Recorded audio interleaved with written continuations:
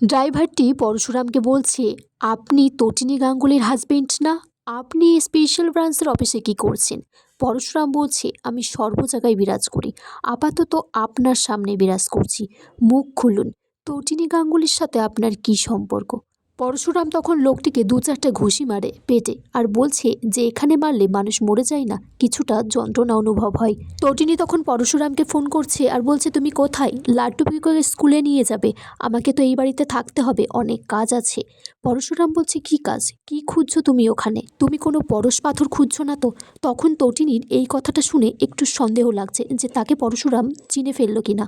একটা রাঘব বোয়াল পেয়েছি, 2% কমিশন পলিসি ম্যাডাম। তটিনী তখন বলছে, তোমার কি হয়েছে, তুমি আমার সাথে এইভাবে কেন কথা বলছো? তটিনী বলছে, আমি তো তোমার স্ত্রী, লোকে শুনলে হয়তো এখনও হাসবে, আমি তোমার পায়ে পা লেগে গেলে এখনও প্রণাম করি, তোমার নামটা ধরে উচ্চারণ করে এখনও তোমাকে ডাকি না। তখন সেই লোকটি পাশ থেকে তটিনী বলে চিৎকার করলে তটিনী বলছে, কে আমার নাম ধরে চিৎকার করলো?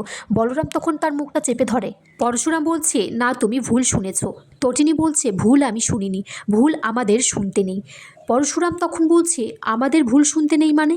তটিনী বলছে, না কিছু না, বলে ফোনটা রেখে দেয়। তখন সেই লোকটি পরশুরামকে বলছে, আপনি বরঞ্চ আপনার বাচ্চাদেরকে স্কুল থেকে আনতে চান, আর হ্যাঁ, আমি এখান থেকে 24 ঘন্টার মধ্যে বেরিয়ে যাব, আর আমি তটিনীকে বলবো না আপনি সেই স্পেশাল ব্রাঞ্চের অফিসার পরশুরাম ওয়ার্ল্ডের ত্রাস।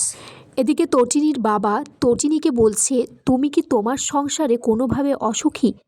না, কার সাথে ফোনে কথা বলছিলে? তটিনী বলছে, আমার স্বামীর সাথে। সত্যজিৎ মুখার্জি বলছে, লাস্টের কথাগুলো আমি শুনেছি, সেখান থেকে আমার মনে হলো তুমি কোনোভাবে অসুখী আছো। 2% কমিশনার এজেন্টকে যদি ফেলে ফিরে আসতে পারো, তাহলে এখনও তোমার জন্য এই বাড়ির দরজা খোলা আছে। কবির চ্যাটার্জি সেখানে এসে জানায় যে বাগানের পিছন দিকে একটা ওয়েটারকে অজ্ঞান্ত অবস্থায় পাওয়া গেছে। তটিনী তখন বলছে, উনি তো ড্রাইভার সেজে এসেছিলেন, ওয়েটার তো সেজে আসেননি। তখন ওনাকে ফোন করে ফোনটা সুইচ অফ পায়। তটিনী তখন বলছে, ফোনটা তো সুইচ অফ থাকার কথা নয়, মনে হয় কোথাও কোনো রকম সমস্যা হয়েছে। কর্ণ চ্যাটার্জি তখন তটিনীকে ফোন করে বলছে, তুমি কিন্তু সাধারণ গৃহিণী নও, আর আমি এটা খুঁজে বার করব, তোমার মুখোশ আমি এখনই মুখার্জি বাড়িতে গিয়ে খুলে দেব। তটিনী বলছে, আপনি ভুলে যাবেন না, আপনি শিবপ্রসাদ গাঙ্গুলির স্ত্রীর সাথে কথা বলছেন, আপনি তটিনী গাঙ্গুলির সাথে কথা বলছেন। এদিকে সেই বাগানের পিছনে পড়ে থাকা ওয়েটারটিকে ঘরে আনা হয়েছে, তার কাছ থেকে জোর জবরদস্তি জিজ্ঞাসাবাদ করা হচ্ছে সে ওখানে কিভাবে অজ্ঞান অবস্থায় পড়েছে।